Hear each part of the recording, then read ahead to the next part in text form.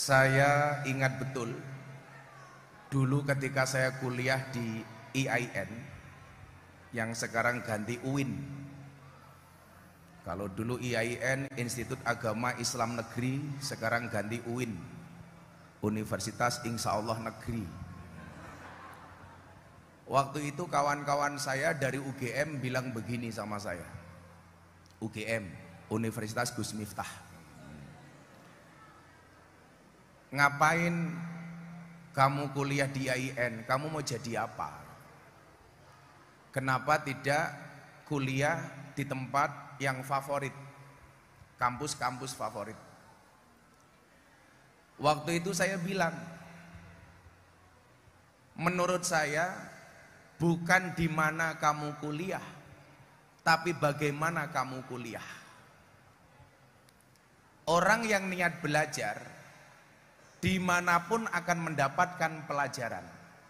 Tapi orang yang tidak niat belajar, sedang belajar pun dia tidak akan pernah mendapatkan pelajaran. Kadangkala kampus kita yang kurang terkenal menjadikan kita pribadi yang insecure untuk kuliah. Apa itu? Minder, nggak percaya diri. Kamu kuliah di kampus lokal, kamu mau jadi apa? Waktu itu kawan saya bilang, kamu kuliah di IAIN, kamu jadi apa? Dan ternyata waktu menjawab. Dulu kawan saya yang ngomong seperti itu, dan saya yang dibilang seperti itu, ternyata takdir berkehendak lain. Saya viral, teman saya tidak, Pak. Artinya apa? Anda yang hari ini kuliah di Lamongan, di kampus ini, santai saja. Ingat, kita berdiri di atas bumi yang sama, tetapi di atas takdir yang berbeda. Makanya para mahasiswa, kalian santai saja. Jangan pernah meragukan masa depanmu walaupun kalian hanya kuliah di kabupaten. Ingat, masa depan seseorang itu seperti sekumpulan tempe. Artinya apa? Enggak ada yang tahu. Kalau kemarin saya punya quote apa? Apa bedanya tahu tempe dengan tahu diri? Tahu tempe itu adalah makanan enak untuk hidup yang sehat. Sementara tahu diri adalah cara sehat untuk hidup yang enak. Hari ini banyak orang suka makan tahu tempe tapi tidak tahu diri. Ingat, tahu tempe is good, tahu diri is better. Nah, kawan-kawan begini. Saya dulu termasuk profil mahasiswa yang tidak karu-karuan. Saya jarang masuk kuliah. Dulu Pak, belum ada kewajiban masuk kuliah itu 75%. Jadi masuk nggak masuk, biasa saja. Tapi saya keluar dari kampus, IPK saya 3,7. Padahal saya nggak pernah kuliah. Kenapa kok bisa? Karena ternyata doa saya mengalahkan ikhtiar saya. Jadi saya dulu kalau mau ketemu dosennya saya fatihai, saya sholawati. Baru di sini, di Universitas Lamongan, ada dosen sibuk bagi wedang sendiri. Kasihan amat Pak. Mumpung panas kopinya diminum Pak. Jangan pernah kamu sesali kopimu dingin. Kenapa? Karena ketika hangat tidak pernah kau hargai.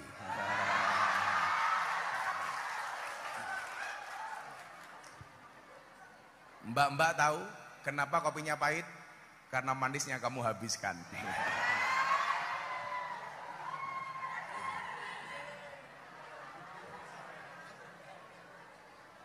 Itulah kenapa saya suka pakai hitam Pak.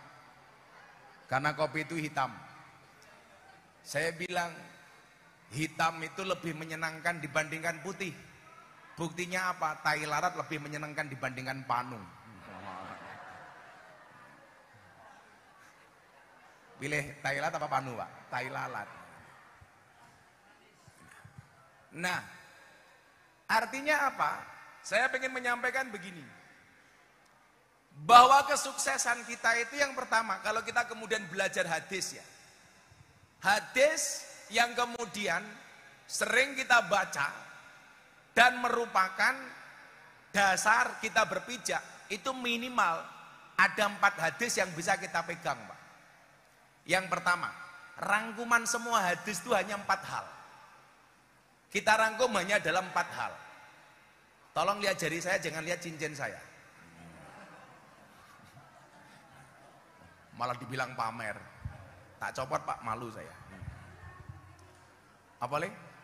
Muga-muga lali, tak nggo meneh. Ngaji amplop tipis kelangan cincin. Yang pertama, kalau kita baca hadis, hanya dalam 4 kategori. Innamal a'malu biniat. Segala sesuatu itu tergantung niatnya.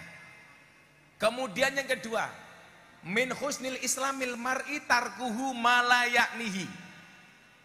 Di antara tanda kebaikan seseorang adalah ia meninggalkan apa yang tidak ada manfaatnya, yang tidak penting. Kemudian yang ketiga, al halalu bayyinun wal haramu bayyinun. Yang halal itu jelas dan yang haram itu jelas. Kemudian yang keempat, innallaha thayyibun la yaqbalu illa thayyiban. Sesungguhnya Allah itu baik dan tidak mau menerima apapun kecuali yang baik-baik. Jadi muara hadis dari semua yang disampaikan Kanjeng Nabi itu dasarnya cuma 4 ini, Pak. Yang pertama, innamal a'malu biniat, aspek tujuan. Sekarang tujuanmu kuliah apa? Saya sangat menyayangkan kalau mahasiswa kuliah orientasinya hanya pragmatis. Kenapa kamu manggil fakultas tarbiyah? Saya pengen jadi guru. Kenapa kamu ambil fakultas ekonomi? Karena saya pengen jadi orang elit. Ekonomi sulit.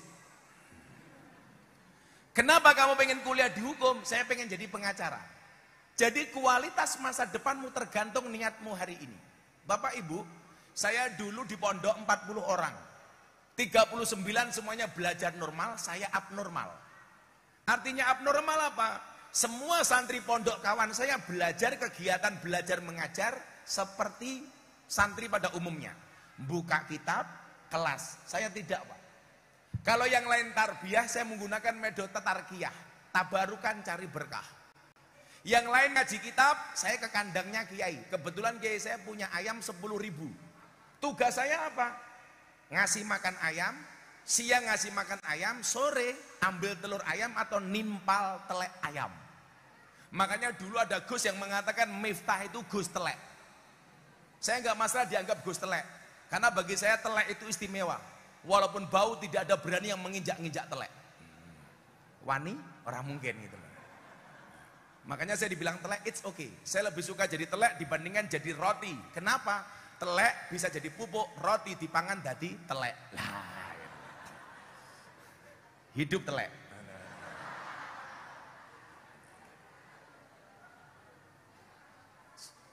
Kawan saya ngaji hitab hikam. Saya sama kiai saya nggak diajari.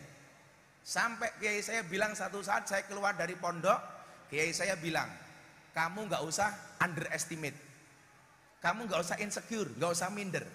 Saatnya kamu bisa buka kitab, pasti bisa. Nah, satu hal para mahasiswa ya. Kenapa banyak mahasiswa keluar dari kampus, dia tidak mendapatkan pekerjaan atau orientasinya tidak sesuai dengan apa yang dia niatkan? Karena nggak adanya takdiman wa ikroman kepada guru. Siswa menjadi mahasiswa itu biasanya rasa hormat kepada gurunya itu berkurang. Kalau mau jujur, kalau saya tidak, Bu. Saya dulu aktivis demo, dosen saya demo. Tetapi yang saya demo bukan sosoknya, tetapi perilakunya. Yang saya demo bukan beliaunya, tetapi kebijakannya. Saya dulu Pak kuliah, pernah demo Menteri Malik Fajar. Dia ceramah Stadium Jenderal soal pendidikan murah, padahal waktu itu SPP mau dinaikkan. Beliau di panggung, Pak, saya turunkan. Pak Menteri tolong turun, saya mau ngomong. Waktu itu saya mau di drop out dari kampus. Saya ingat betul waktu itu pembicaranya Malik Fajar, Menteri Pendidikan, dekannya adiknya Pak Abdullah Fajar. Kebetulan Malik Fajar dan Abdullah Fajar sama-sama orang Muhammadiyah. Saya orang NU. Waktu itu rame gara-gara keputusan pemerintah menaikkan SPP. Aku wani le demo dewe, nyekel mic dewe, bawa megapon dewe, menteri tak doke dewe. Mudun, Pak. Saya waktu itu diancam, Miftah kamu mau di drop out dari kampus. Nggak ada masalah, Pak. Saya bilang, kalau Bapak mengeluarkan saya dari kampus, sejarah membuktikan banyak deonan justru jadi orang besar. Kendel aku, Pak. Tapi tolong ya, mahasiswa sini tolong jangan dicontoh. Yang dulu saya lakukan di kampus itu banyak yang abnormal. Saya ujian, Pak. Saya masih ingat waktu itu etika pendidikan Islam, mata kuliahnya.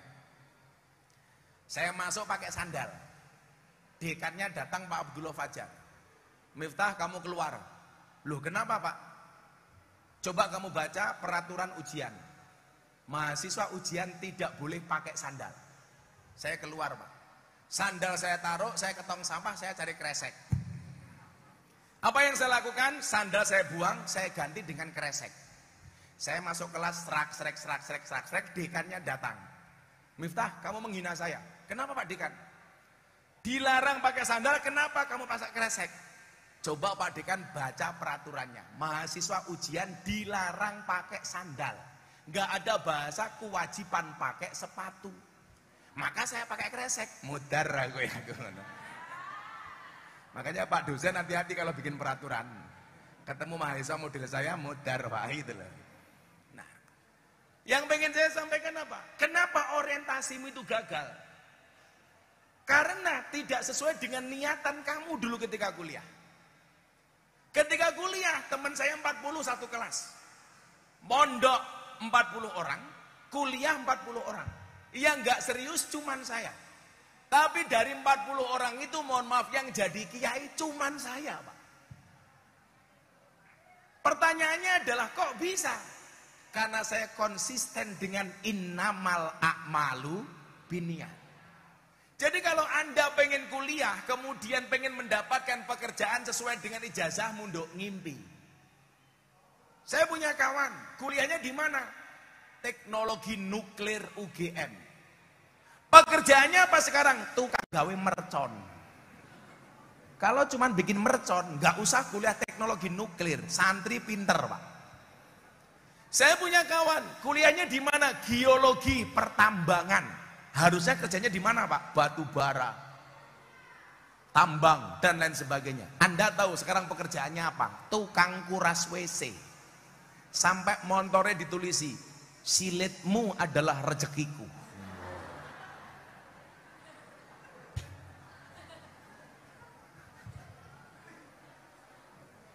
Maka saya harap begini, mbak-mbak ini ya, wah di luar juga ada cewek-cewek tadi. Tak dongake muga-muga sok dadi bojone kiai nduk, amin.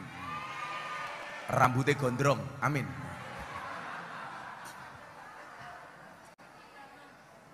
Sorry, saya tipe suami yang setia.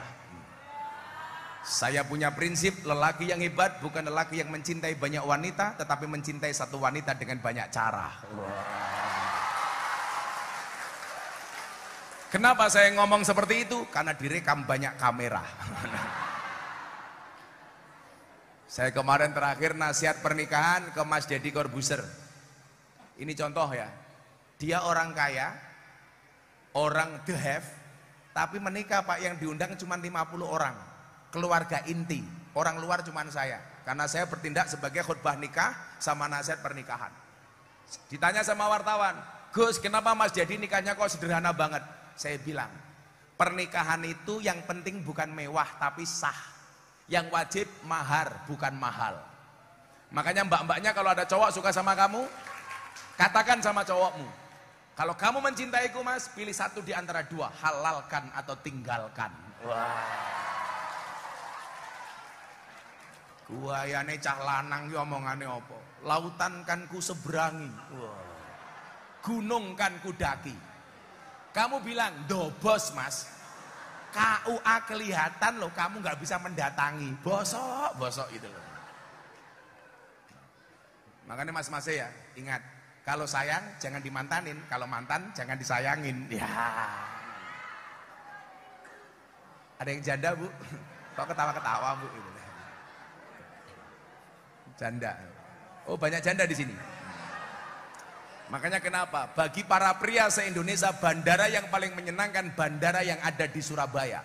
Bandara Juanda. Juanda, Pak. Karena hidup ini memang indah bila disertai dengan janda dan tawa. Apa, Nduk? Canda? Nah, saya dulu berpikirnya begini, kenapa kita harus underestimate? Ternyata Pak, kalau kemudian kita lihat dalam masa perjuangan, bangsa ini memang hari ini menjadi bangsa yang tidak confident, tidak percaya diri. Kenapa? Karena ada sejarah panjang tuh. Kalau kemudian kita lihat sejarah, kalau tadi pembicara sebelum saya mengatakan ini jailung fil ardi khalifah, lah di Indonesia ini mohon maaf, ada krisis ketidakpercayaan yang dimulai dari penjajahan 350 tahun, Pak. Itu ternyata apa? Efek psikologisnya melahirkan anak bangsa yang kurang percaya diri. Coba sekarang kita lihat faktanya. Ini anak ekonomi ya. Coba Anda lihat, orang Indonesia nyuwun sewu, Pak. Kalau ketemu, mohon maaf, ini tidak rasis, tapi ini fakta. Orang Indonesia, kalau ketemu orang bule, Pak, dia akan mengatakan, ini orang pinter. Jadi seolah-olah kalau ketemu orang Eropa, Amerika akan mengatakan ini orang cerdas. Padahal orang bule yang goblok itu juga banyak. Saya pernah membuat seorang ateis kenal saya 10 menit masuk Islam.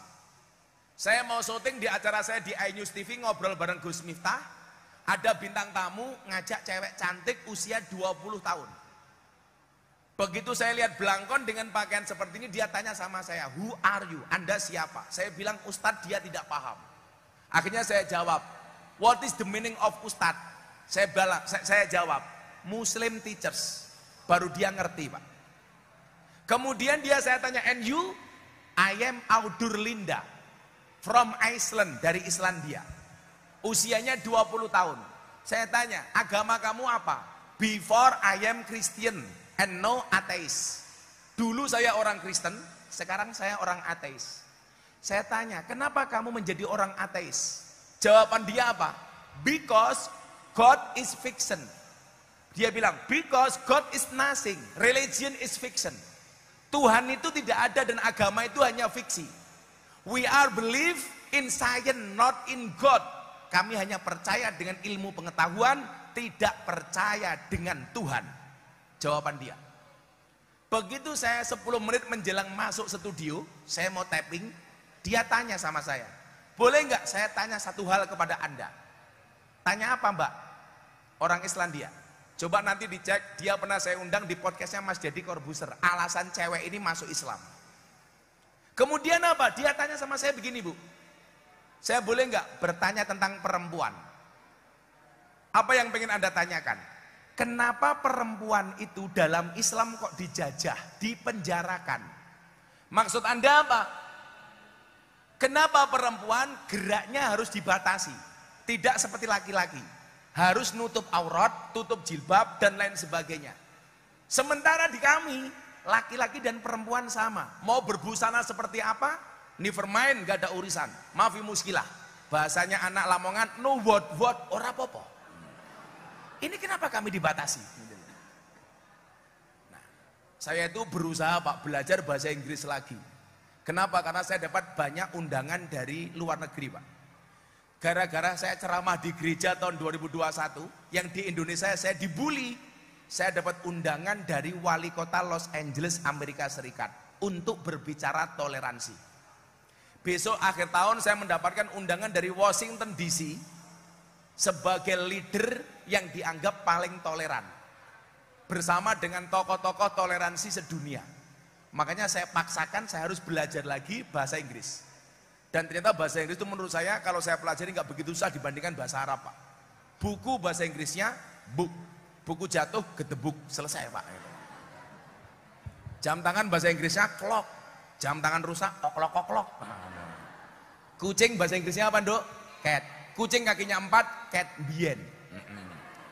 Dari dulu, Pak, itu. I love you, you love me, and you love-lovan. Love you too. Cie. Dasar kimcil.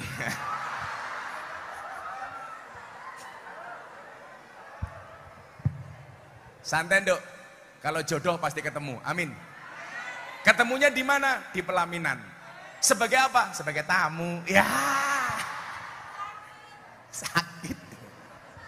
Makanya cukup cintailah pasanganmu dengan segenap hati, jangan segenap jiwa. Kenapa? Kalau kamu putus dari pasanganmu, cukup sakit hati, tidak sampai sakit jiwa.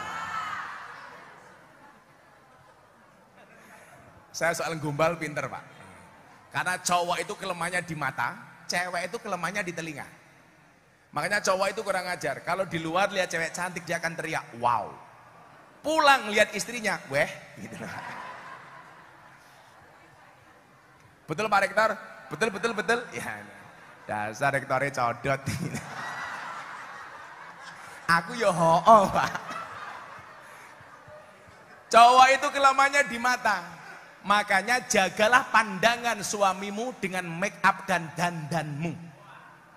Itu tujuannya. Maka tetaplah make up dan dandan walaupun kamu sudah punya pasangan. Kenapa? Karena di luar sana pelakor lebih menakutkan dibandingkan hantu kuburan. Makanya kemarin saya ditanya sama Sabrina, istrinya Deddy Corbuzier. Ada nggak kriteria suami jahat? Ada. Siapa itu suami jahat? Suami jahat itu adalah suami yang mampu beli rokok untuk dirinya, tetapi tidak mampu beli skincare untuk istrinya. Wah.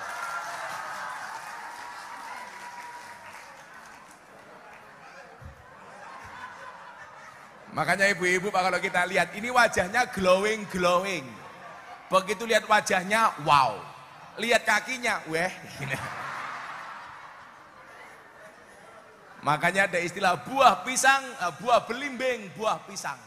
Wajahnya glowing, kakinya belang-belang. Menjijikkan. Jadi kita insecure Pak. Itu Bu ya, kalau perempuan kelemahannya di telinga.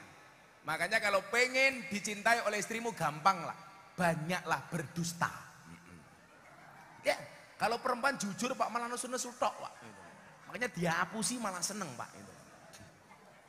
Makanya kemarin yang lucu Pak Jokowi, Rapimnas TNI Polri. Tolong para suami awasi WA grup para istri supaya tidak ngundang ustadz radikal, kata Pak Jokowi. Saya bilang perintahnya bagus, persoalannya satu. Emangnya berani suami ngawasi HP-nya istri? Yang ada istri ngawasi HP-nya suami. Wong wedok dilawan Pak. Perempuan tuh karakternya satu. Kalau disakiti nggak pernah lupa, kalau menyakiti nggak pernah ingat. Itulah perempuan. Betul? Wongnya ya teko iki Pak. Jilbabnya ya ungu Pak. Perempuan kok dilawan. Umar bin Khattab loh, presiden, khalifah, ditakuti sama iblis, setan, demit. Kuwi karo bojone kalah Pak. Makanya istri-istri yang mengalahkan suami berarti kesimpulannya apa? Lebih kejam dibandingkan demit dan iblis. Tapi memang Pak Rektor, ujian kewalian itu istri galak. Makanya kalau pengen jadi wali gampang harus punya istri galak. Makanya Pak Rektor kalau punya istri galak mungkin dua kemungkinan. Kemungkinan pertama Pak Rektor mau diangkat jadi walinya Allah, atau yang kedua min alamatil setruk. Bu pilih mana Bu? Pak Rektor nikah lagi apa setruk Bu? Modar aku ya.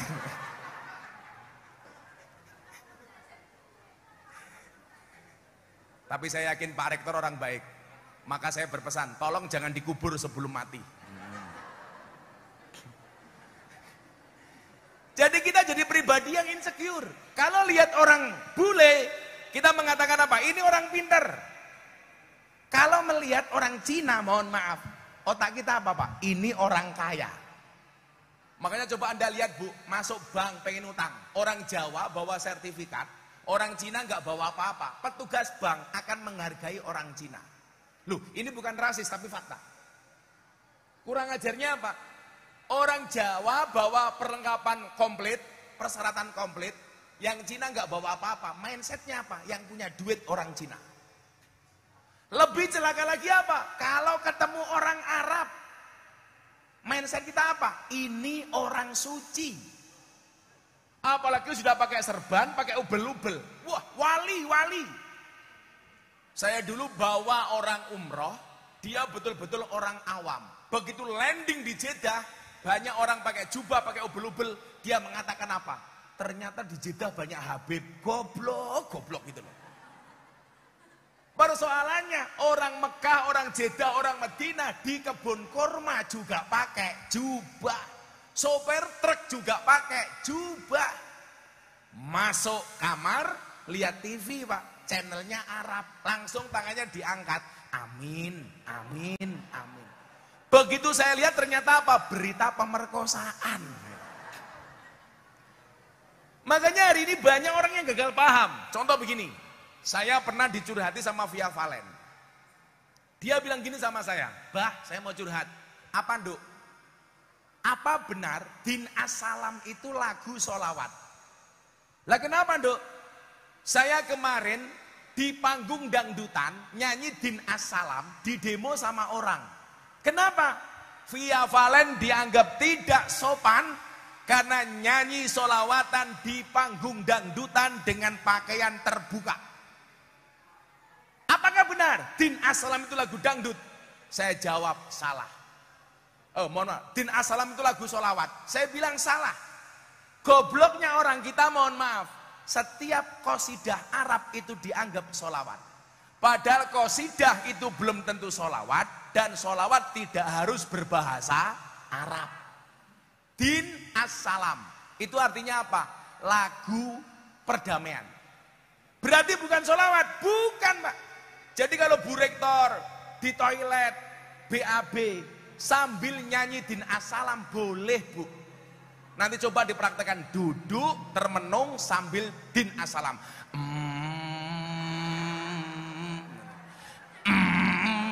Boleh. Kila hadil ab. Gitu kan. Mata fi masa cerot, boleh, Bu. Itu bukan sholawat, Pak. Itu. Tapi ono le, bukan sholawat tapi nggak pantas dibaca di toilet. Contohnya apa? Lagu Man Ana. Itu kan lagu hormatmu kepada guru-gurumu. Itu walaupun bukan sholawat nggak pantas kamu baca di WC. Mentang-mentang mau tampil. Oh bosok tukang sone ini. Itulah bedanya sound system sama cewek. Sound system diragati okeh ketok wujute, cewek diragati okeh duntal kancane.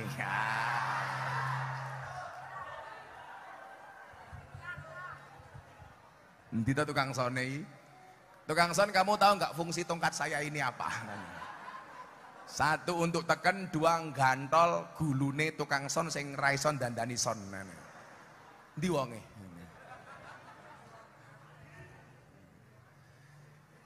Jadi apa? Kalau ketemu bule, pinter. Ketemu Cina, kaya. Ketemu orang Arab, suci. Ini mindsetnya, Pak. Ini salah. Saya kajian kebangsaan di Gelora Delta Sidoarjo, Pak. Stadion, lapangan plus tribun penuh. 75.000 orang sebelum pandemi. Saya berbicara tentang hubul waton minal iman. Kalau Pak Rektor, hubul wadon minal iman. Hubul waton minal iman. Santai aja, Bu. Saya kemarin bilang, Bu, banyak laki-laki mengatakan mencari istri solehah itu susah. Perempuan mengatakan mencari suami soleh itu susah.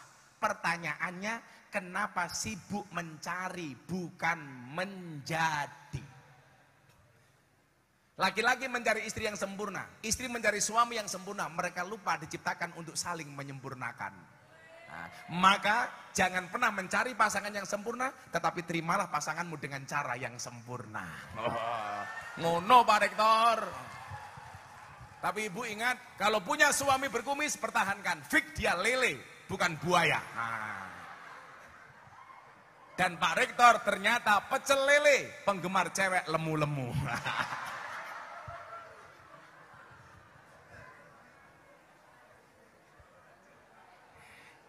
Ini kalau dilihat dari usianya mesti Bu Rektor ini muslimat, betul Bu? Muslimat. Saya membedakan muslimat sama fatayat, tidak perlu lihat seragamnya, Bu. Cukup baunya. Kalau Fatayat baunya parfum, Muslimat balsem, Bu. Balsem.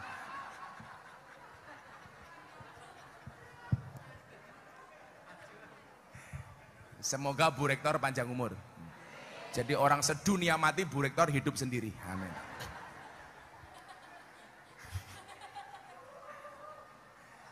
Saya kajian hubul waton, Pak. Ini loh, kalau orang nggak pernah belajar itu, Pak. Saya keluar ditanya, Ustadz, tumben saya dipanggil Ustadz. Hubul waton minal iman itu hadis riwayat siapa? Goblok meneh atau gitu. Sejak kapan hubul waton minal iman itu dianggap hadis? Itu makalah. Karena yang nanya orang goblok, saya jawab hadis riwayat Muslim. Lah dia protes, kok bisa Muslim? Saya jawab, iya, emangnya ada hadis riwayat non Muslim.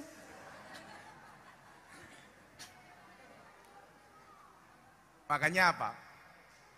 Pribadi-pribadi yang kurang percaya diri, kita minder itu loh. Makanya dulu ketika saya muncul pakai blangkon, iki kiai apa dukun? Seolah-olah kalau blangkon itu identik dengan dukun. Kenapa?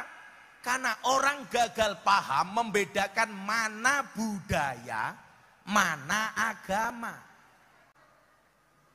Dalam dakwah saya punya filosofi. Membudayakan agama bukan mengagamakan budaya. Saya mau tanya, hei mahasiswa-mahasiswi, jubah itu budaya apa agama? Budaya.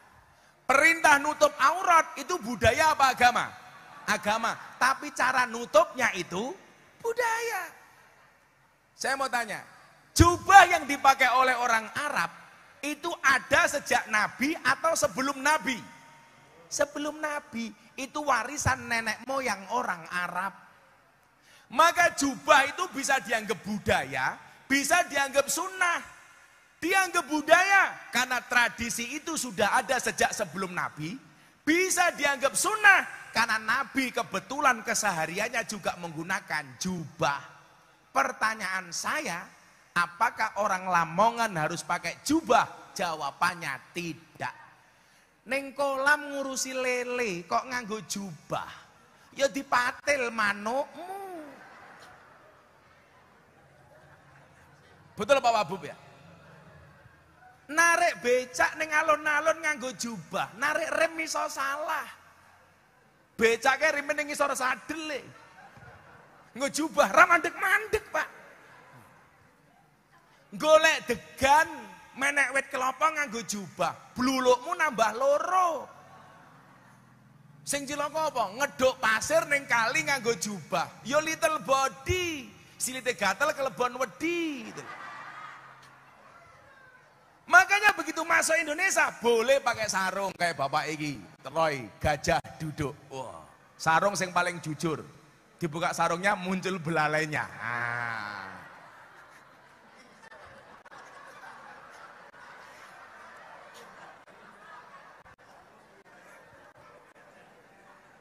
Boleh pakai jas, pakai jubah, nggak masalah. Pakai yang kamu pakai itu namanya baju apa? Baju koko apa baju muslim? Itu baju koko, itu baju Cina maka namanya koko. Kalau bajunya anak kiai, baju gus-gus. Begitu masuk Indonesia, boleh pakai celana, boleh pakai jeans setan demit iblis kayak tukang foto. Ayo. Boleh pakai seperti yang saya pakai. Yang saya pakai ini namanya apa, Bu? Ngomong kulot tak ajar, kulot ini. Oh yang ini kok kulot gitu loh. Ini namanya tokrung, katok, sarung. Dari depan kayak sarung, dari belakang kayak katok. Ini budaya. Maafi muskilah, never mind. No what. Saya mau tanya, songkok yang Anda pakai itu songkok nasional apa songkok Islam? Songkok nasional. Berarti orang Kristen boleh nggak pakai songkok? Boleh. Kalau itu dianggap budaya orang Indonesia, sama dengan blangkon. Ini budaya. Ini kalau saya haji dan umroh Pak, wow masyhur. Ditanya orang Arab, mahada, ini apa? Saya mikir, blangkon bahasa Arabnya apa? Akhirnya saya jawab, hada blangkon. Dia tanya lagi, mahwa blangkon? Blangkon itu apa? Tak jawab, ina urroksi, wadai endas. Akhirnya yang ditanyakan ini Pak. Ini kalau di Lamongan namanya apa? Sorry. Ini namanya apa Pak? Apa Pak Wabub? Ini kalau di Jogja namanya mondolan. Lah orang Arab tanya, mahada? Ahada bom? Apakah ini bom? Matamu ya aku. Saya jawab, hada mondolan. Nah, akhirnya belangkon saya diminta dicium-cium. Ya kecut kok goblok aku. Aku ora tahu ngambung kok. Ini budaya. Dan kemarin saya membuat rekor dunia. Saya dapat 3 penghargaan dari lembaga prestasi Indonesia dan dunia dalam ketiga kategori. Salah satunya apa? Lelang belangkon termahal sedunia. Muktamar NU di Lampung, saya diminta nyumbang, saya nyumbang belangkon Pak, tak lelang. Saya bikin belangkon harga 90.000, saya pakai 5 tahun, terjual berapa? 900 juta. Coba mahasiswi bayangkan, belangkone Gus Miftah 900 juta, piye sarunge? Wah, apa meneh isine? Bah!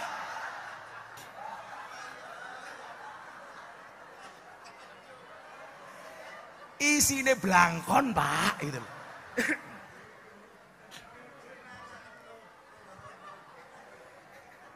Bu Rektor bayangke, cie. Saya kemarin dapat penghargaan 3 Bu, 1 ini. Yang kedua apa? Saya dapat penghargaan sebagai dai yang paling konsisten pengajian di klub malam dan lokalisasi. 22 tahun istiqomah. Istiqomah berat Gus, berat. Karena kalau ringan namanya istirahat.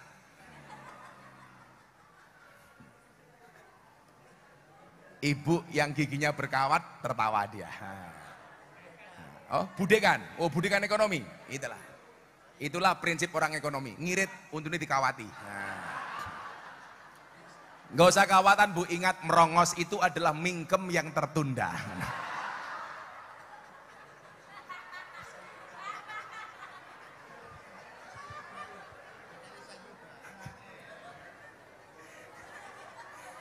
Kalau orang dulu otot kawat, balung besi. Kalau budekan beda. Gigi kawat untuk selfie. Iya. Istri saya pernah bilang, bah boleh nggak saya pakai kawat gigi? Moh aku ngono. Lah kenapa Pak? Tak cipok nyangkut aku ngono.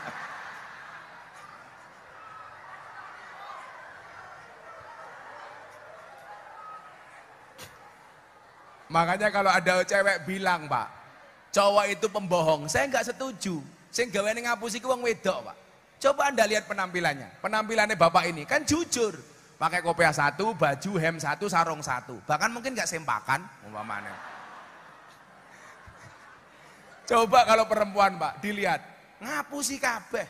Alis ketok apik lukisan, rai ketok roto wedaan, irung ketok mancung suntian, untu ketok rapi kawatan, body ketok dhuwur sandal jinjitan, susu ketok gede yo ganjelan, halah. Ngono gaweane bengak-bengok wong lanang tukang ngapusi. Sing ngapusi iki raimu iki lho tak kandhani.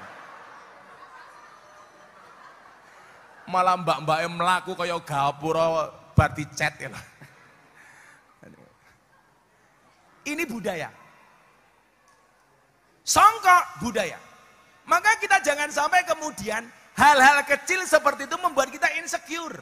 Pede nak, pede. Makanya tadi mengatakan apa? Yang pertama, innamal a'malu binniyat. Tolong niatmu kuliah dijaga.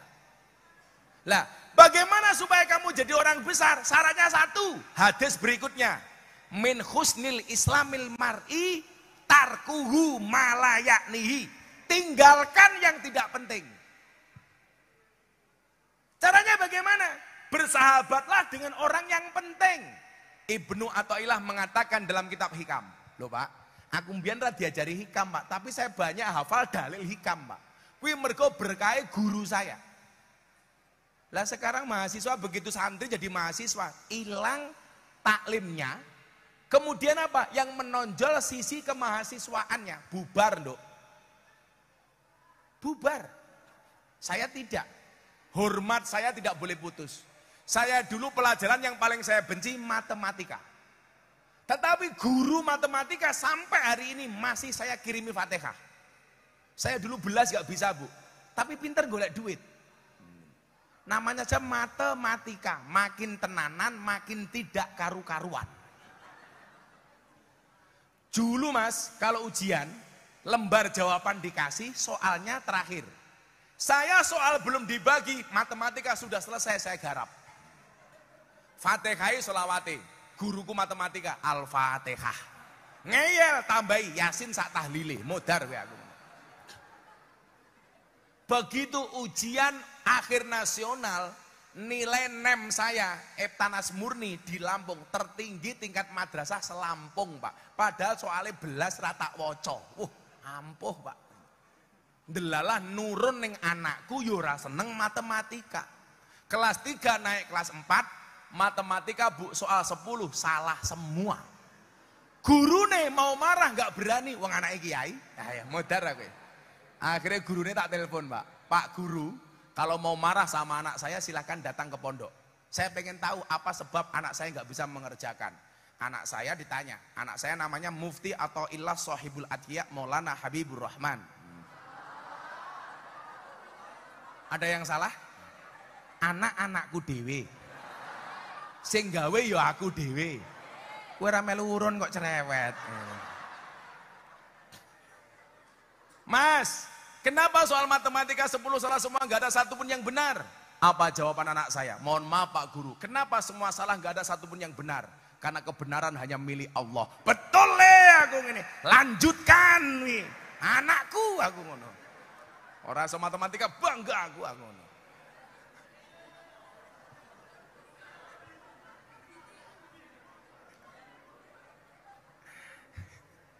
Yang parah anak saya nomor 2. Mufti Nabil Ulayya Mekah Maulana Habibur Rahman. Saya pengajian tentang hormat kepada bapak ibu. Saya bilang al jannatu tata aqdamil ummahat. Pulang pengajian anak saya tanya Pak. Bah, saya mau tanya. 5 tahun. Kenapa surga itu terletak di bawah kaki? Arep jawab apa Pak? Usia 5 tahun. Saya diem. Dia ngomong, Kiai viral raison jawab. Oh matane ya. Saya tanya, kamu tanya apa nak? Kenapa surga itu terletak di bawah kaki ibu? Akhirnya saya jawab Pak, iya nak, surga itu terletak di bawah kaki ibu. Kenapa? Karena kalau di antara 2 kaki ibu, surganya bapak. Aku ngono tok. Ra paham.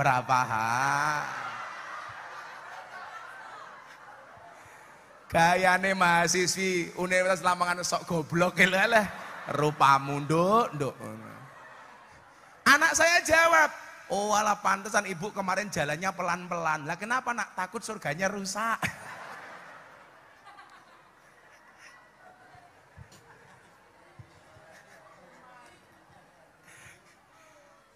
Ibnu Athaillah mengatakan apa?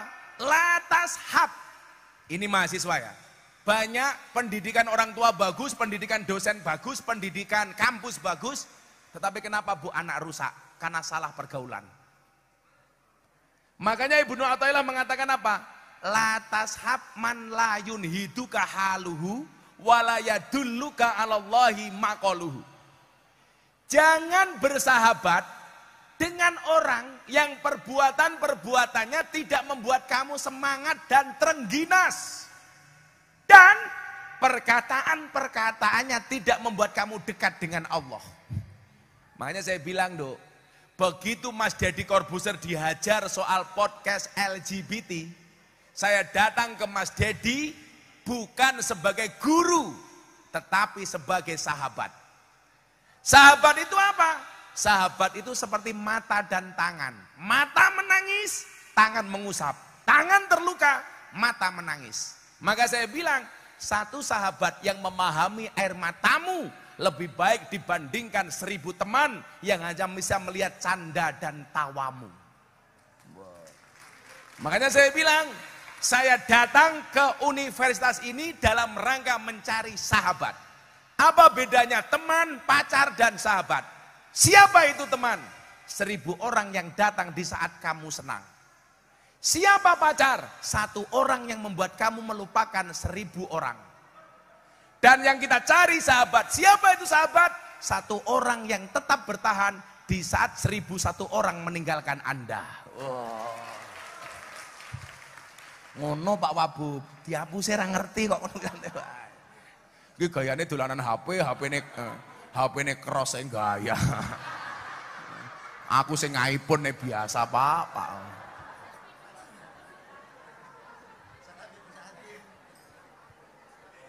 Napa jenengan yang duwe medsos? Oh, duwe Instagram. Followernya pinten? 3 ya.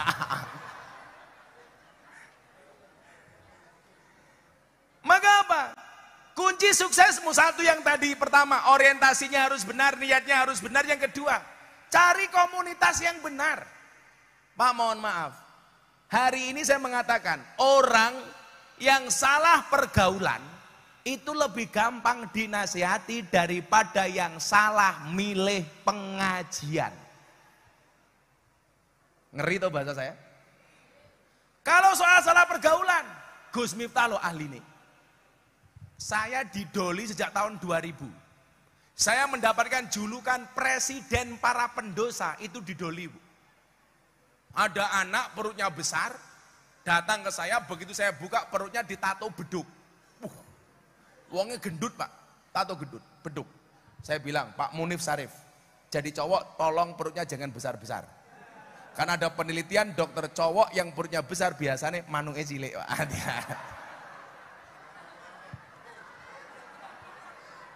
Lu tenan Pak, ini ilmiah Pak, ilmiah.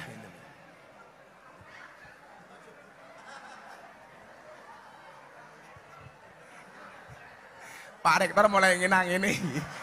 Aku apa ora? Tenang Pak Rektor standar Pak Rektor. Jadi Bu Rektor ngenyek. Aman Bu, Pak Rektor aman Bu.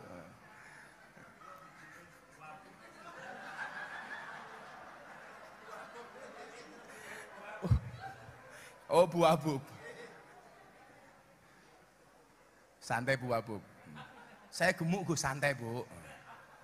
Cantik itu dari 3 hal Bu, dari sananya, dananya, dan dari letak kameranya. Nah, makanya orang kayak Bu Rektor, kayak Bu Abub itu kalau foto Pak, posenya mesti miring, set gini. Main wetenge ora ketok. Orang yang salah pergaulan Pak. Sekian banyak orang yang bertobat wasilahnya Miftah gara-gara hanya salah pergaulan. Tapi kalau sudah salah milih pengajian, naudzubillah min dzalik, semua orang disalah-salahkan, dibid'ah-bid'ahkan, disesat-sesatkan, dikafir-kafirkan. Makanya saya di Jakarta Pak Rektor, saya punya pengajian artis yang slow, woles. Saya buat kajian yang happy. Jangan sampai kemudian artis atas nama hijrah, semua orang yang belum hijrah dikafir-kafirke, disalah-salahke. Saya punya pengajian yang santai banget. Kamu datang pakai jilbab urusanmu, nggak pakai ya urusanmu. Zamannya siapa? Nagita Slavina, Aurel, dan satu artis yang diidolakan sama Pak Rektor, Lucinta Luna.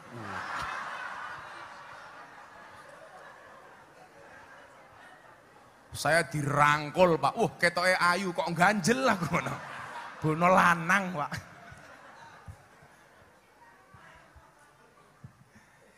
Caranya bagaimana supaya tidak salah milih pengajian?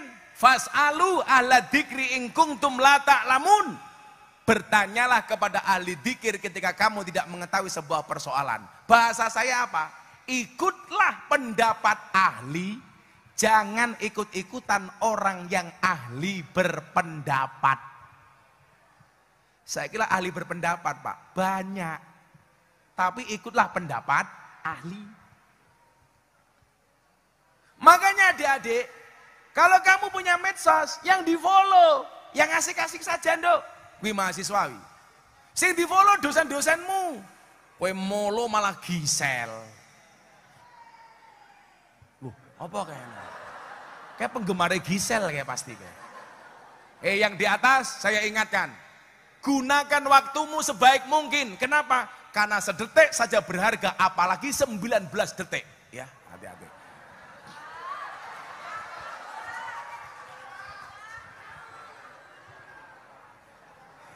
Loh, masuk Pak Rektor paham? Aku curiga Pak, gitu loh. Atau yang punya yang versi 1 menit Pak. Nah, yang kedua, orientasi. Kemudian yang ketiga apa? Kesimpulan dari semua hadis itu. Al halalu bayyinun wal haramu bayyinun. Yang halal itu jelas dan yang haram itu jelas. Ini konsep ekonomi, Bu. Makanya kemarin saya dibully gara-gara persoalan rendang babi. Ini yang punya medsos coba, sampai hari ini pembulian ke saya nggak berhenti. Gara-gara ada orang masak daging babi dimasak rendang.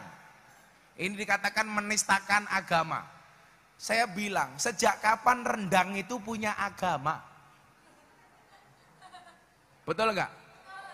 Saya lebih menghormati orang jualan barang haram, tapi dia berani mencantumkan label non halal. Sehingga Anda sebagai seorang muslim, ketika melihat barang non halal, ya cukup, nggak usah dibeli, jangan emosi. Coba ini kajian Bu teman-teman Fakultas Ekonomi. Kalau saya tinggal di Indonesia, sertifikasi halalmu itu nggak penting. Seharusnya yang dibuat itu sertifikasi non halal. Kenapa?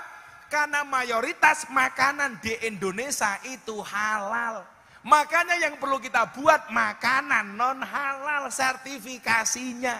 Sehingga beban sertifikasi ditujukan kepada makanan non halal. Contoh inilah, ini nggak usah dikasih tulisan halal, orang tahu kalau ini halal. Di Indonesia Pak, sate ya mesti halal. Lah, beda kalau Anda tinggal di Thailand, karena di sana mayoritas non halal, perlu dibuat sertifikasi halal. Lah di Indonesia ini mayoritas halal. Yang perlu kita buat apa? Sertifikasi non halal. Sejak kapan rendang itu punya agama?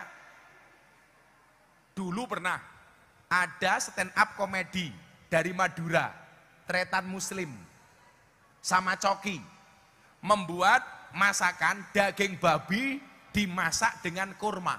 Mau dibunuh ini Bu. Saya bela di podcastnya Mas Dedi. Saya bilang, sejak kapan benda mati punya agama? Apakah kalau yang makan kurma itu pasti muslim? Ora Pak, di Timur Tengah itu orang Yahudi Nasrani makannya ya kurma. Apakah yang makan daging babi hanya orang Kristen? Ora le, wong Islam oke tapi ndelik-ndelik. Berarti gak masalah Gus, daging kurma dimasak dengan babi, gak ada masalah. Cuman salah kamu satu. Karena dia mengatakan kalau daging babi dimasak dengan kurma, maka cacing pitanya berpotensi menjadi mu'alaf. Lah kuwi bosok utak ewi aku ngono. Mbak tahu daging babi itu mengandung apa? Cacing pita. Salah. Daging babi itu, mohon maaf, babi itu tidak mengandung cacing pita, tapi mengandung anaknya. Ya mosok anakmu bro, lah ya ora toh. Nah, yang keempat, singkat Bu, karena saya maksimal jam 11 harus ke Banyuwangi. Tadinya Pak, saya udah sewa helikopter dari Surabaya ke Banyuwangi. Nanti malam saya ada kajian kebangsaan di Banyuwangi. Ternyata Tuhan berkehendak lain. Hari ini TNI Angkatan Udara latihan perang Pak. Ada larangan tidak boleh terbang dari Surabaya ke Banyuwangi. Lah daripada saya nekat ada peluru nyasar Pak. Ya. Yang ditembak saya, yang mati Pak Rektor kan bahaya itu loh.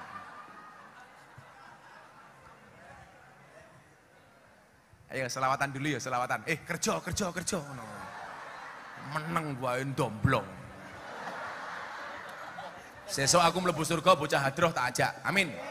Tapi ya kuwi ning surga aku kelon karo bidadari, awakmu hadroan tok. Minta lagu apa, Nduk? Lagu baru apa lagu lama? Lagu baru, belum jadi. Lagu anyar terus jadi. Lagu lama wis lali. Iki degan lak bolongi cilik mentok Pak Rektor. Iki lak ngombe kepiye iki aku. Iki niat nyuguh apa ora? Shallu ala Nabi Muhammad. Yo lagu baper yo, lagu ambiar. Ditinggal Rabi. Iya. Kamu jangan usah galau, kupinang engkau dengan bismika Allahumma ahya wa bismika amat. Kenapa? Karena aku sadar diri memilikimu hanyalah sebuah mimpi. Iya. Santai dok. Kalau cinta kamu ditolak, quote-nya bukan itu. Jika surat Yusufku tidak mampu meluluhkan hatimu, izinkan kulantunkan surat Yasin sebagai penutup kisah hidupmu. Wah.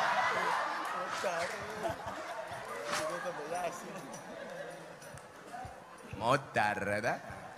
Kowe malah galau. Semarang ngayuk Jakarta. Tiwas wis sayang mung dianggap konco.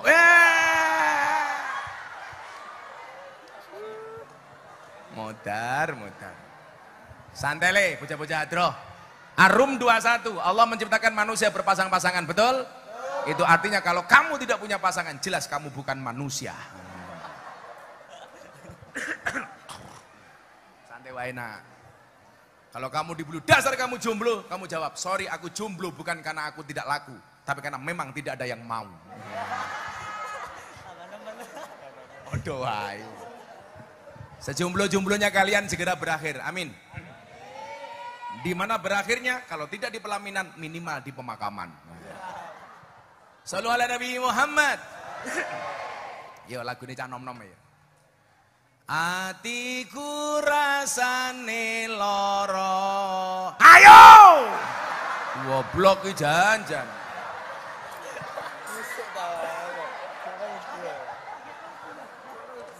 Kan aku capek.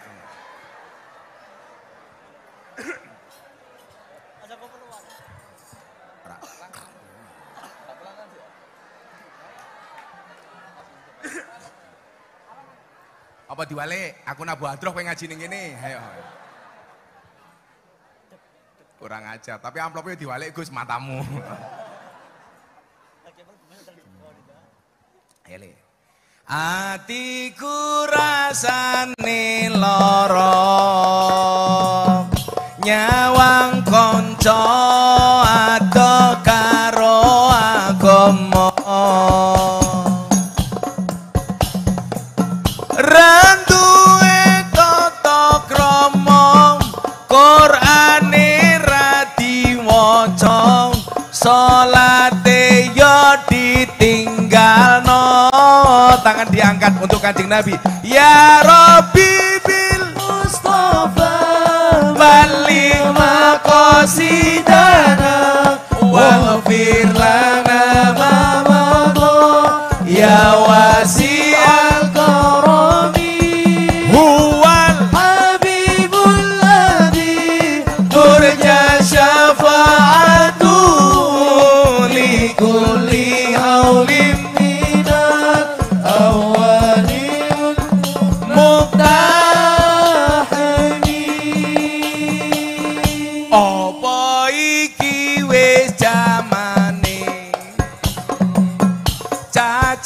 enom kelangan akhlake wong tua diseneni guru yo dikepuki hayo rene kendang ngaji sholawat ya Rabbi bil Mustafa baligh maqasidana waghfir lana ma madha ya wasi'al karam huwal habibul ladzi turja syafa'atuhu li kulli haulin minal ahwali. Ayo versi asline bareng-bareng. Atiku rasane lara,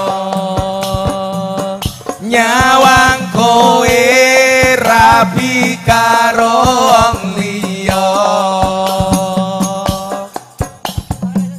nangis ketek eloku remuk ajur rasaku, kowe tega ninggal aku.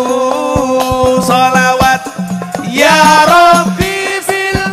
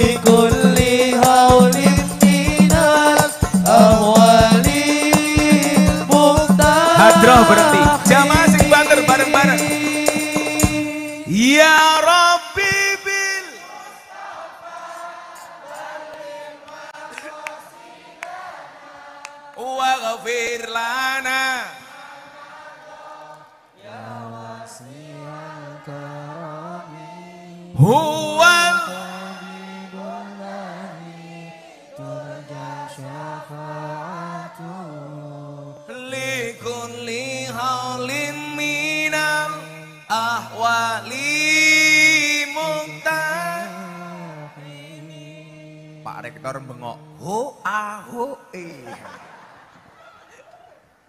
Budekan tak kandani ya. Kesuksesan seorang guru itu. Kita itu kalau jadi kiai, biasa matehai nyolawati santri. Coba deh, kalau Pak Dekan, Pak Rektor, Bu dosen, Pak dosen. Sempatkan waktu habis sholat, matehai mahasiswamu. Untuk mahasiswaku, Allahumma sholli ala Sayyidina Muhammad Al-Fatihah. Al-Fatihah itu liman kuriat lahu. Fatihah itu bagi siapapun yang mau membacanya.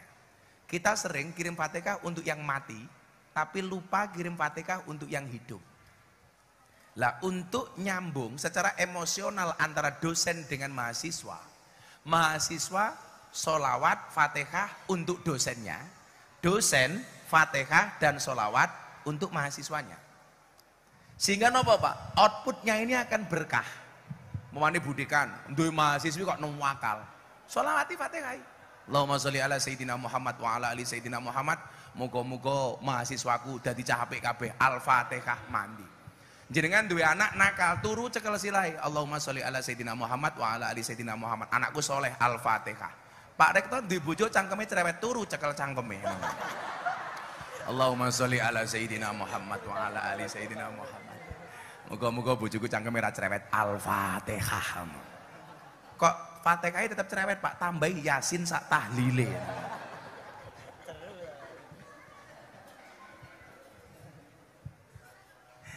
Bu Rektor bisik-bisik karo budekan, kiai ini matane.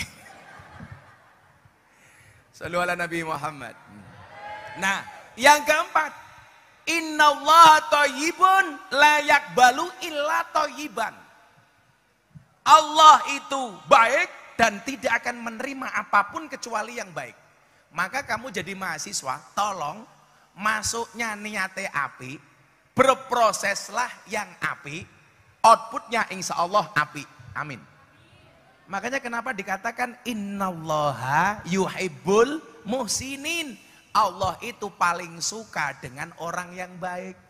Dok, ini quote dari Gus Miftah, tolong kamu ingat. Pantaskanlah amalmu di hadapan Allah, maka Allah akan memantaskan hidupmu.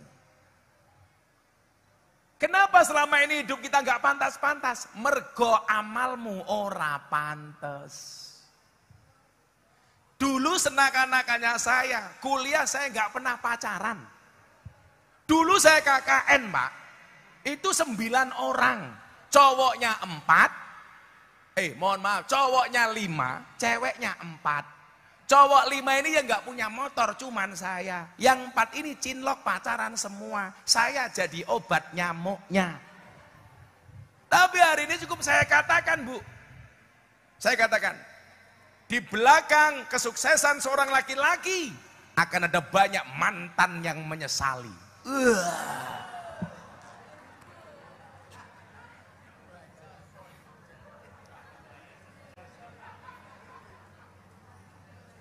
Jaduk naku mbiyen karo Pak Rektor ya. Iya. Tapi ingat Pak Rektor, di balik kesuksesan seorang laki-laki ada doa dari seorang istri. Betul? Itu artinya semakin banyak istri, semakin banyak yang mendoakan.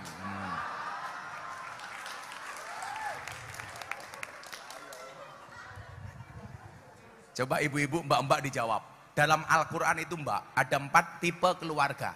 Sing lanang meneng wae. Ibu-ibu, mbak-mbak pilih tipe keluarga yang mana? Tipe keluarga Nabi Nuh. Ciri-cirinya suaminya soleh, istrinya nakal. Nuh. Yang kedua, tipe keluarga Fir'aun. Suaminya nakal, istrinya solehah. Yang ketiga, tipe keluarga Abu Lahab. Suaminya nakal, istrinya nakal. Yang keempat, tipe keluarga Ibrahim. Suaminya soleh, istrinya solehah. Pertanyaan saya, Anda pilih tipe keluarga yang mana? Nuh, Fir'aun, Abu Lahab, apa Ibrahim? Ibrahim. Dan Anda tahu, Ibrahim istrinya 2. Iya. Yes. Bu Wabub langsung bengok, rasido Ibrahim Fir'aun yo rapopo.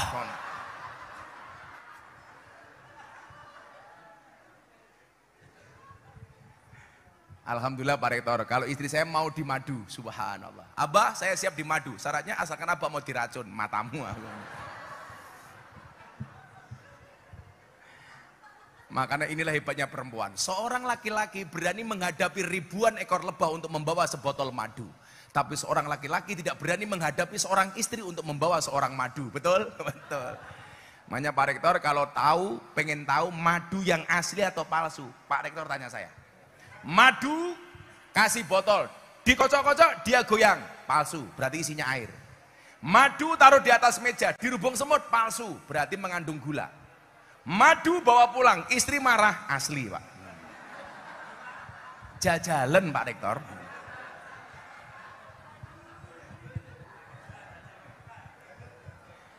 Ayo Pak tentara wani ora mungkin. Tentara kira neng kantor galak Pak. Neng omah ketemu bojone kik. Mbak profesor dibentak karo bojone goblok dadak tak kandhani. Aku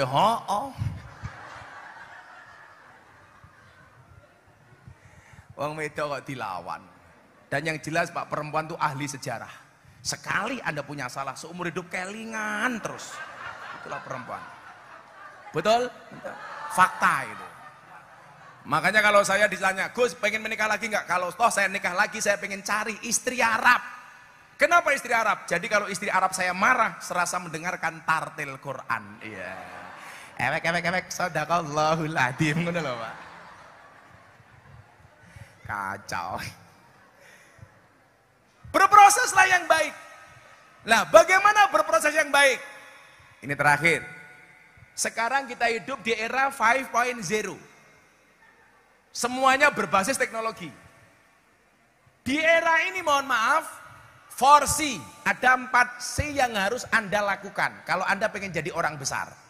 Ini mahasiswa, Fakultas Ekonomi tak kandani dong. Saya kalau nikah dengan anak Fakultas Ekonomi aku wegah, mesti kakean hitung-hitungan. Moh aku. Hati-hati, kalau kamu nikah carilah Fakultas Tarbiyah jurusan guru TK. Kalau Fakultas Ekonomi hati-hati lah, hitung-hitungan. Dibelanjani piro tuh kok kaya apa, hitung-hitungan pokoknya. Lah, kue ngerabi karo anak Fakultas Tarbiyah jurusan TK, enak li. Bojomu guru TK, mlebu kamar kue takoni, Mas, masih ingat pelajaran kemarin? Iya. Kamu jawab, sorry mah aku lupa. Nah, bojomu mesti jawab, ayo Pak ulangi lagi. Ya. Kue duwe bojo Fakultas Ekonomi, mah njaluk duitnya wis entek modar kowe. Ayo kowe. Abot.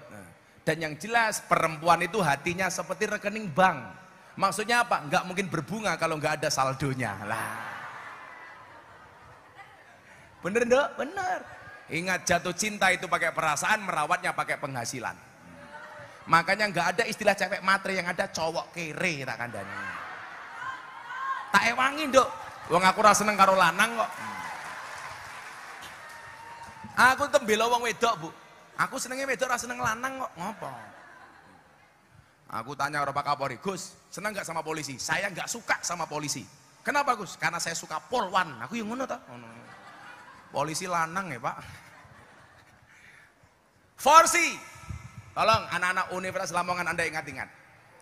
C pertama, creativity. Kita sekarang hidup di zaman yang begitu cepat. Makanya kenapa ada satu situs, ada satu akun, ada satu pemberitaan namanya detik.com. Karena dunia berubah setiap detik. Maka apa? Kalau kamu tidak mau tertinggal, jadilah orang yang kreatif. Quote saya apa?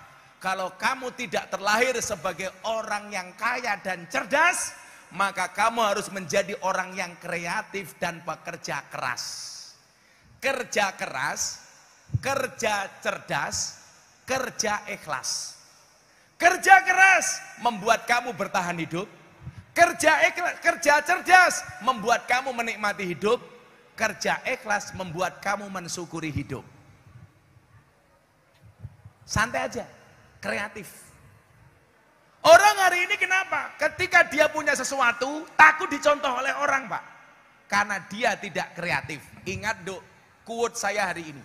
Strategi bisa dikopi, rezeki tidak bisa dipaste. Strategi dakwah Gus Miftah di klub malam bisa dicontoh. Tapi rezeki Gus Miftah ra bakal iso dicontoh. Ini prinsip, Bu. Orang ekonomi itu kadang-kadang takut dicontoh. Saya belajar quote ini dari mana? Ibu saya. Ibu saya itu bikin marning, Bu. Untuk membantu ekonomi bapak saya. Satu ketika karena marningnya laris, karena rasanya enak, tetangganya tanya, Bu, resepnya nopo? Mikirnya kawan ibu saya pasti tidak akan pernah memberikan resep itu kepada orang lain.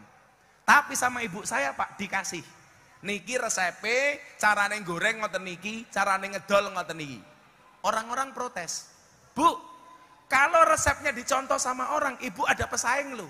Ibu saya ketika saya usia 7 tahun dibilang apa? Usahaku iso dicontoh, tapi rezekiku ra mungkin iso dicontoh. Maka kemudian saya buat quote, strategi bisa di-copy, rezeki nggak bisa dipaste. Sekarang Pak, yang ikut-ikutan ngaji di klub malam banyak. Dulu mencaci maki saya. Saiki melu-melu, Bu. Makanya anak-anak fakultas ekonomi apa? Kecangkeme ngopo to nek dhuwur kayaknya. Oi, cah dhuwur, santet meteng lho kowe.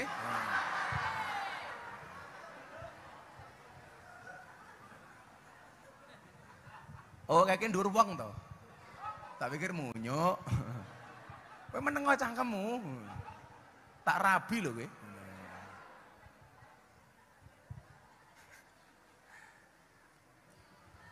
Pasangan terbaik bukan yang datang dengan segala kelebihannya, tetapi yang tidak meninggalkan kita dengan segala kekurangannya. Ngono Bu Rektor. Bu, cintai suamimu. Berkumis Bu, lele bukan buaya Bu. Strategi ini bisa di-copy, tapi rezeki nggak bisa dipaste. Maka jadilah orang yang kreatif. Kreatif ki apa to, Nduk? Kreatif. Lha iya toh, Pak? Saya dulu lah kreatif ngaji di klub malam karena saya kere, Pak.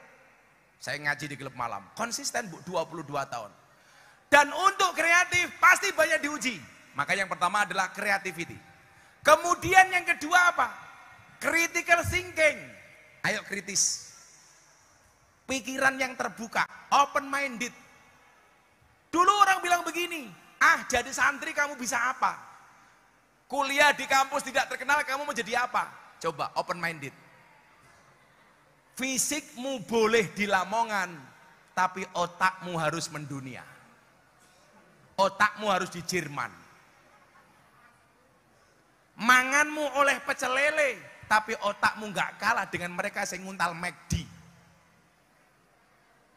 Nduk, nggak usah percaya sama cowok. Cowok itu cintanya kayak KFC. Maksudnya apa? Cabangnya ada di mana-mana. Iya. Kok pinter banget aku ya? Iya. Kurang ajar. Gus Miftah kayak Indomie seleraku. Wedi aku.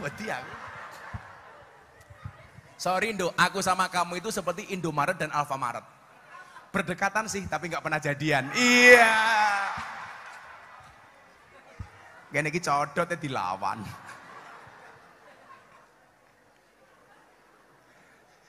Berakit-rakit ke hulu, berenang-renang ke tepian.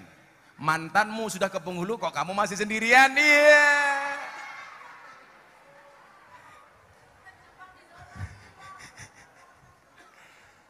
Fisikmu boleh di Lamongan, tapi otakmu harus di Jerman. Makanmu boleh pecel lele, tapi otakmu jangan leda-lede. Mampu. Saya dulu dibilang, jadi santri mau jadi apa? Sekarang saya bilang, santri bisa menjadi apapun Bu.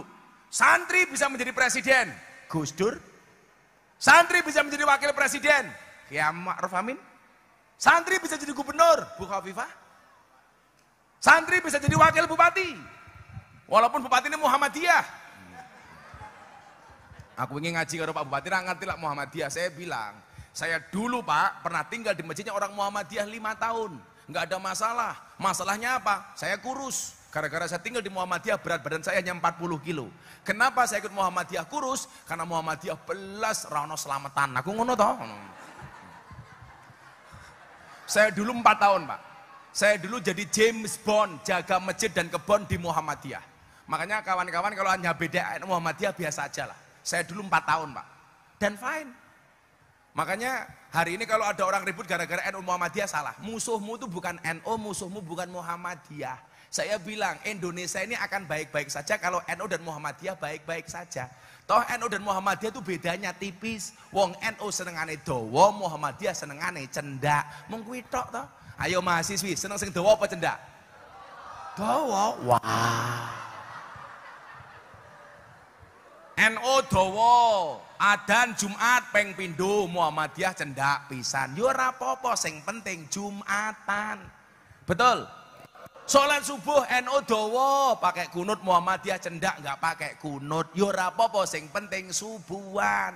Tapi kalau di Lamongan sudah tidak ada orang berkelahi gara-gara kunut. Kenapa? Karena baik NU maupun Muhammadiyah di Lamongan sudah jarang yang sholat subuh gitu loh.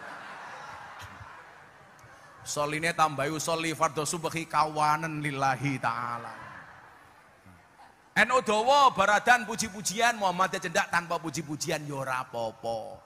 Aku haji Pak tahun 2017 yang terakhir itu. Sama kawan saya Muhammadiyah. Gus delokon ke lho. Makkah Madinah baradan ra puji-pujian. Ngopo kok ning Lamong puji-pujian? Tak jawab beda. Bedane apa? Makkah Madinah urung adan, masjid wis kebak. Lah ning Lamongan ya Allah. Sing adan cangkeme nganti rusak ya ora mangkat-mangkat gitu loh. Sia-salah gitu loh. Begitu saya pindah ke kampungnya orang NU, Bu. Ya Allah, saya langsung gemuk. Waktu itu berat badan saya berapa Pak Rektor? 108 kilo.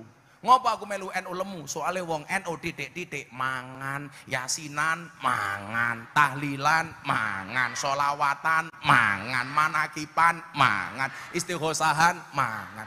Tanggane lara njaluk didongake mangan. Sing lara mati mangan meneh. 7 dina gitu loh. Nganti bocah hadroh rupane kaya besek kabeh iki lho. Lah iki lho kiai ning ngaji mangan cangkem bocah iki. Tapi aku yang gumun lho, mangane tetep kuru iki lho. Le tak kandhani, wong lak mangane akeh kaya awakmu tetep kuru itu 2 kemungkinan. 1 anugerah atau 2 azab tak kandhani. Azab gitu loh. Jadi kenapa saya itu dinobatkan tokoh yang toleran? Karena saya pernah tinggal di Muhammadiyah. Sekarang saya bikin pesantren, lingkungan saya Katolik, Pak.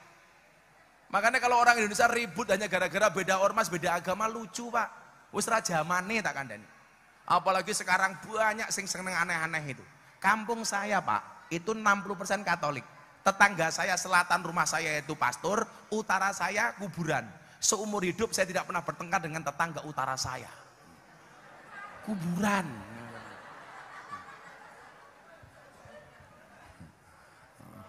Oh, kalau saya kajian kebangsaan di mana-mana, Pak. Dan ini mohon maaf informasi Pak Wabub. Survei terakhir pelajar dan mahasiswa di Jawa Timur yang terpapar paham radikal dan intoleransi 37% Pak Rektor. Tolong dijaga mahasiswamu. Kalau saya hanya beda NU Muhammadiyah enteng, Pak. Kampung saya loh Katolik. Saya bilang kalau orang Indonesia nggak bisa akur gara-gara beda agama, kalah dengan burung. Burung itu agamanya 2, kalau nggak Kristen Islam. Burung Kristen ada burung gereja. Burung Islam empret kaji. Empret kaji ki mana empret sing dase putih Pak Wabub gitu loh. Bahkan burung gereja tinggalnya di masjid. Nggak ada tulisan burung gereja dilarang masuk. Malah Pak Haji nggak pernah ke masjid. Kan hajingan gitu loh. Malah cetake bajingan gitu loh. Kowe tak rabi loh, Nduk. Gitu loh. Tapi kalau ikan agamanya mesti paus. Soalnya yang paling besar, kalau ikan pasti agamanya Katolik. Karena ikan yang paling besar namanya paus. Jadi biasa aja lah, Bu. Kayak orang NU panjang, bersolat wiritan panjang Muhammadiyah cendak, ya ora apa-apa lah. Wong dewe-dewe kok cangkeme dewe-dewe kok. Saya tuh punya teman Muhammadiyah kelasnya mat kolamcing, komat teko salam pelencing. Rampung sholat tangannya diangkat, dungone singkat. Ya Allah kau tahu yang ku mau. Amin. Ya wes ora apa-apa. Biasa wae lho. Paling malaikatnya batin, dancuk cah iki.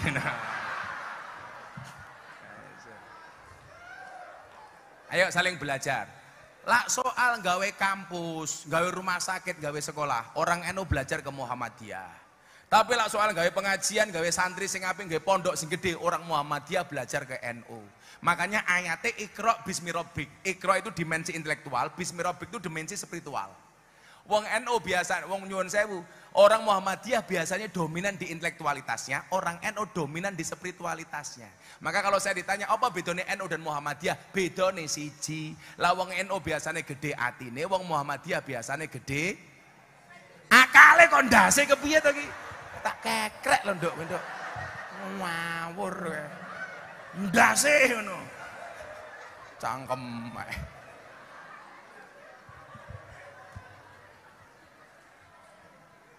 Kapan-kapan Pak Rektor kita bikin seminar kebangsaan. Berbicara toleransi di atas diversity. Wah, itu keren itu, Pak. Jadi itu. Critical thinking. Nomor 3. Tadi apa? Pertama, creativity, critical thinking. Yang ketiga, communication. Banyak hari ini orang gagal mengeluarkan ide-idenya, kenapa Bu? Karena tidak punya bahasa komunikasi yang bagus. Saya ingat, saya pernah dihipnotis sama ahli hipnotis.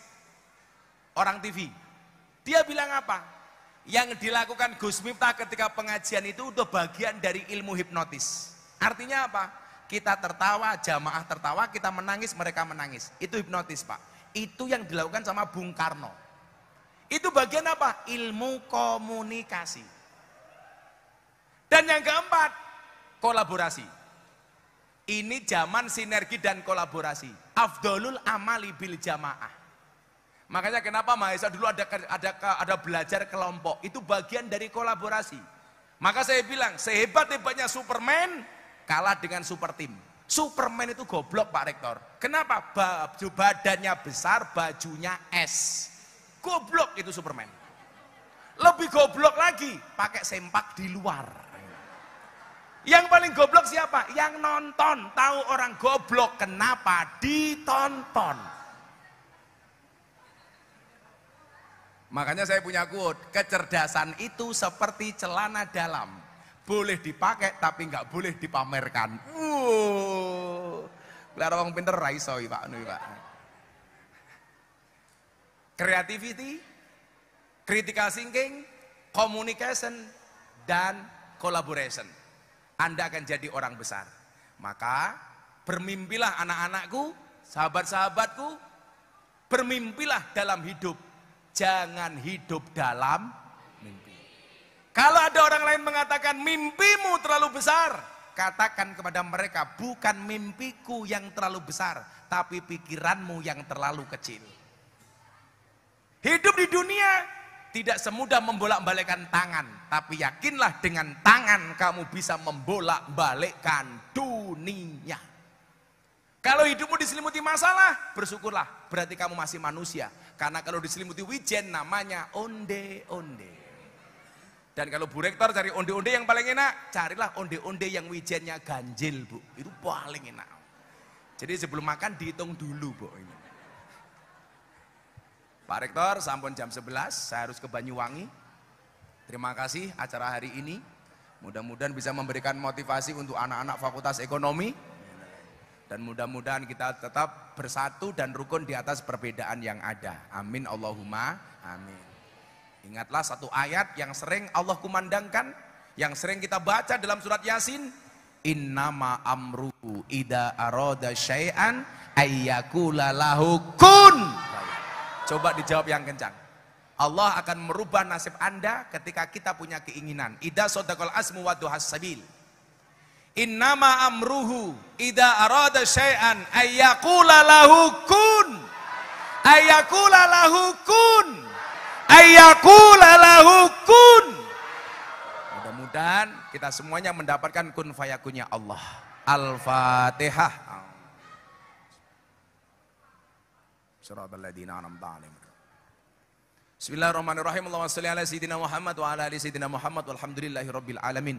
Allahumma ja'alna wa auladana wa talamidana ya Allah min ahlil ilmi wa ahlil Qur'an, min ahli dzikri war riyadhah, min ahli ibadati wa ahlil khair, wa la taj'alna wa iyyahum min ahli syarri wa dhair, innaka ala kulli syai'in qadir. walhamdulillahi rabbil alamin. Hadanallahu wa iyyakum ajmain. Terima kasih Pak Rektor, terima kasih Bu Dekan, terima kasih semuanya. Assalamualaikum warahmatullahi wabarakatuh.